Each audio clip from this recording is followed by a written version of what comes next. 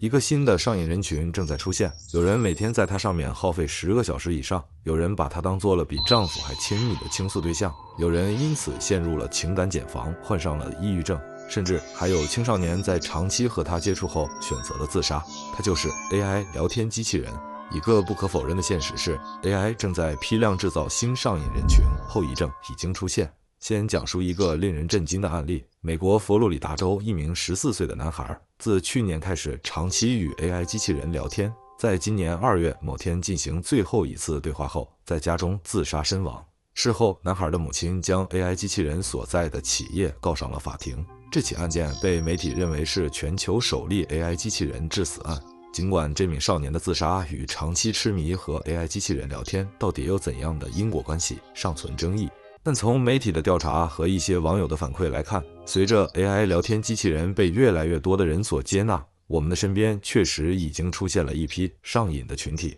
比如之前有人因为每天与 AI 聊3-4个小时，担心自己已经上瘾，就在网上发帖向网友求助，结果发现评论区留言的网友中，字数用10个小时的大有人在。有人和同一个 AI 聊了5年，还有人则前前后后和569个 AI 人物聊过天。长时间沉迷与 AI 聊天，更可能彻底被 AI 所改造。有网友就表示，在习惯与 AI 聊天后，回到现实世界都有点恍惚了。这并非夸张，有人把原来只和老公聊天的内容全部向 AI 倾诉，结果不仅 AI 机器人的性格变得和老公越来越像，而且慢慢发现 AI 正在替代老公在他心目中的地位，夫妻关系开始变得疏离。还有的在长期依赖和 AI 机器人互动，习惯从中获得情感满足后，却陷入了更大的空虚，甚至被诊断为抑郁症。更让人担心的是 ，AI 聊天上瘾也让一些孩子中招。有家长指出，女儿上小学2年级，整天沉迷一款 AI 剧情聊天软件，学习成绩一落千丈。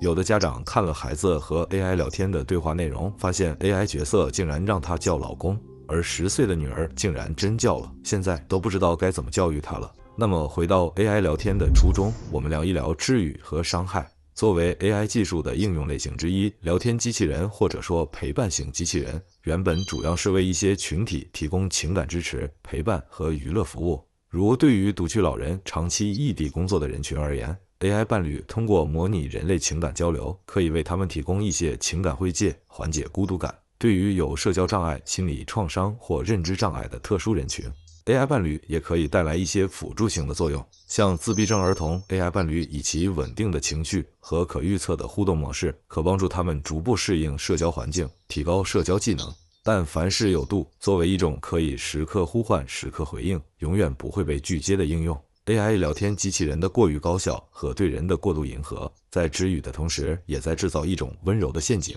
一旦长时间使用，便可能让人产生真实的情感依恋，从而上瘾，进而影响正常的生活和情感状态，甚至是身体健康。有专家解释，用户在与 AI 的交流中 ，AI 总是顺着用户的情绪回复，实际上会温水煮青蛙似的形成情绪漩涡，深陷其中会将自己的负面情绪和情感依赖进一步的放大。而这种知瘾性本身与 AI 聊天机器人的设计逻辑有关。一位游戏化 AI 产品的创始人就曾透露过一个细节，在我们的定义里，你与 AI 机器人聊500轮才算进入状态，而我们做的一些设计就是为了确保让你能聊到500轮。所以一个真相是 AI 机器人暂像人也终究不是人。几乎和所有的互联网产品一样，设计者想要让用户能够与 AI 机器人保持最高频的联系，不过都是为了尽可能的抢夺用户时间，这背后是非常现实的利益诱惑。有调查报告预测，到2031年 ，AI 陪伴市场的规模将高达2792.2亿美元。